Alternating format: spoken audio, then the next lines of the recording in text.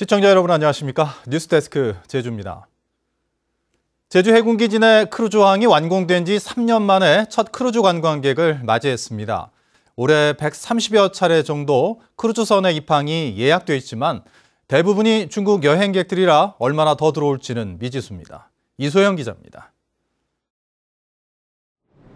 승객 2,400명을 태운 초대형 크루즈선이 강정 크루즈항에 자리했습니다.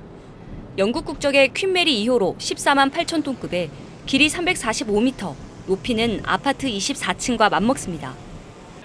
항구가 문을 연 지 3년 만에 크루즈 관광객이 들어오기는 처음입니다. 제주도와 강정마을은 함께 환영 행사를 열어 제주 해군기지가 민군 복합항으로서 제 역할을 시작해 해군기지 추진 과정에 갈등과 고통이 해소될 수 있길 기대했습니다.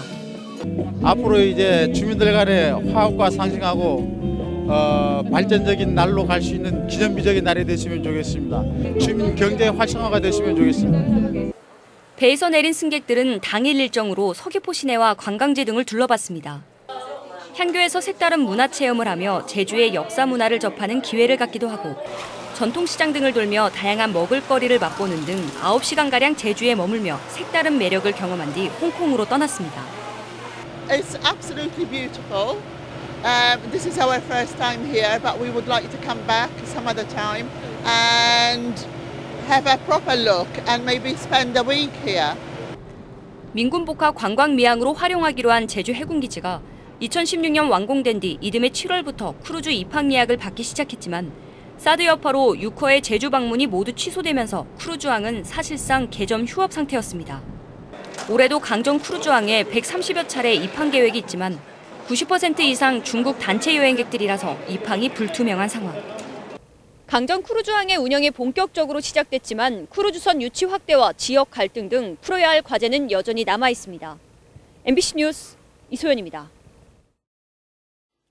일제강점기 일본으로 끌려간 강제동원 피해자 6월 74위가 제주 선운정사에 봉안됐습니다. 남북민족화해협의회는 오사카 통국사에 모셔진 강제동원 희생자 6월 74위를 국내로 봉안해 어제 백범 김구 기념관에서 추모식을 가진 데 이어 오늘 제주시 애월읍 선운정사에 안치했다고 밝혔습니다.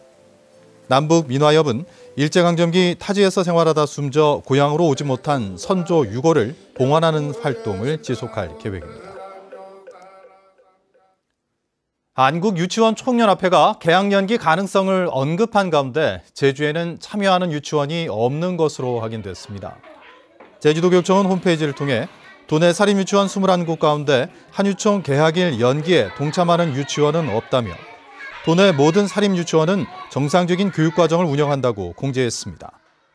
한유총은 지난달 28일 정부의 에듀파인 도입 등에 반발해 올해 1학기 개학을 무기한 연기하겠다는 뜻을 밝혔습니다. 옛 탐나대학에 미국의 유명 대학 분교를 설립하는 방안이 추진되고 있습니다. 제주도는 최근 도의회 업무보고에서 미국의 유명 대학 한 곳이 분원 설치 의향서를 제출했고 다른 대학도 적극적인 의사를 표시하고 있다며 이르면 올 상반기 안에 탐나대 부지의 외국 대학 유치 협상이 마무리될 것이라고 밝혔습니다. 제주도는 지난 2016년 6월 탐나대 부지와 건물을 415억 원에 사들인 뒤 활용 방안을 찾고 있습니다.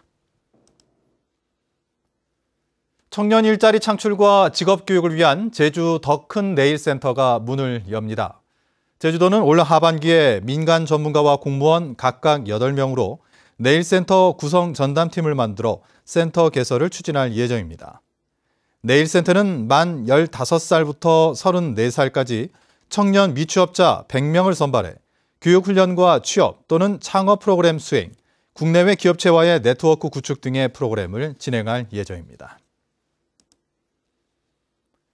오늘 오후 2시쯤 제주시 광령 3교차로에서 렌터카와 5톤 화물차가 부딪혀 렌터카에 타고 있던 21살 남모 씨가 크게 다치는 등 3명이 중경상을 입었습니다.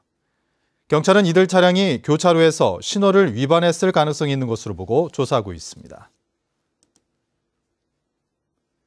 오늘 낮 12시쯤 제주시 와흘교차로 부근 도로에서 주행 중이던 승용차에서 불이 났습니다.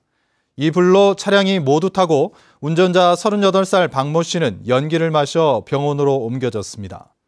경찰과 소방당국은 엔진룸에서 불이 시작된 것으로 보고 정확한 원인을 조사하고 있습니다. 제주에서 발생하는 어선 사고 대부분이 정비 불량과 운항 부주의 때문으로 확인됐습니다. 제주지방해양경찰청에 따르면 최근 5년간 제주 인근 해역에서 발생한 어선 사고는 1,400여 건으로 지난해만 해도 300여 건이 발생했습니다. 사고 원인으로는 정비 불량이 593건으로 가장 많았고 운항 부주의 470건, 관리 소홀이 90건으로 뒤를 이었습니다. 제주와 원주를 오가는 항공편이 증편 운항됩니다. 한국공항공사는 이달 말부터 제주 원주 노선 항공편이 하루 한 편에서 두 편으로 증편 운항함에 따라 기상 악화로 결항 때마다 김포나 청주공항까지 이동해야 하는 불편을 덜 수 있게 됐다고 밝혔습니다. 원주공항이 항공편을 증편한 것은 2002년 10월 개항 이후 처음입니다. 제주도가 전통시장과 골목상권 활성화를 위해 컨설팅 지원에 나섭니다. 제주도는 도내 전통시장과 골목시장 상인회를 대상으로 전문 컨설턴트가 상권 분석을 통해 신규 사업 발굴과 사업 계획 등을 지원할 계획입니다.